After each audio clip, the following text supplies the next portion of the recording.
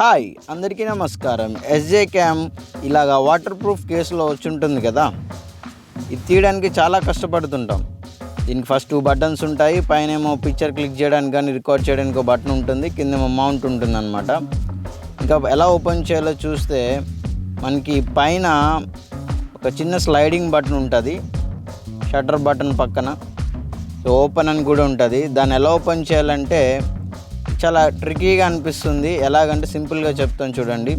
Slide చేసి button ఉన్న side lift చేయాలి, ఆపోజిట్ సైడ్ చేస్తే రాదనమాట. మనం మిస్టేక్ చేసేసి విరగొట్టేస్తామో అనిపిస్తుంది. చిన్న ఇక్కడ నాబ్ లాగా ఒక చిన్నగా ఉంది. సో దాన్ని స్లైడ్ చేసినప్పుడు ఆ స్ప్రింగ్ దాన్ని రిట్రాక్ట్ చేసి దాన్ని లాక్ చేసేస్తుంది అనమాట. ఇదిగోండి అలా లాక్ చేసేస్తుంది. లాక్ చేయడం వల్ల ఏంటంటే ఆపోజిట్ సైడ్ నుంచి తీయడానికి అవ్వదు. ఎక్కువ మజిల్ కానీ పవర్ పైకి సిరిగిపోతుంది. ఇలాగ రాంగ్ సైడ్ ఉండడం వల్ల క్రక్ అని శబ్దం కూడా వచ్చింది ఇందాక. ప్లాస్టిక్ గిరగొట్టేసామంటే అది వాటర్ ప్రూఫ్ అవ్వదు. ఇంకా క్యామ్ దీంట్లో నుంచే వస్తుంది కాబట్టి మనం ఫస్ట్ దీన్ని రిమూవ్ చేయాలంటే మళ్ళీ ఒకసారి చూద్దాం.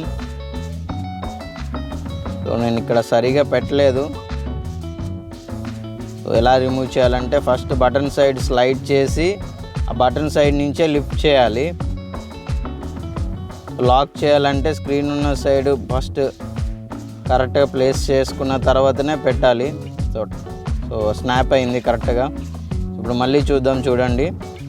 షట్టర్ బటన్ ఉన్న సైడే స్లైడ్ చేసి షట్టర్ బటన్ ఉన్న సైడే ఒక గోరు కానీ నెయిల్ కానీ నార్మల్గా లేపేయచ్చు. ఫింగర్ పెట్టి షట్టర్ బటన్ ఉన్న సైడే లిఫ్ట్ చేయాలన్నమాట.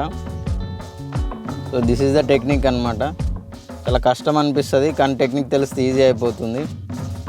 సో ఇదండి వీడియో నచ్చితే లైక్ చేసి షేర్ చేయండి, చాలామందికి యూజ్ అవుతుంది.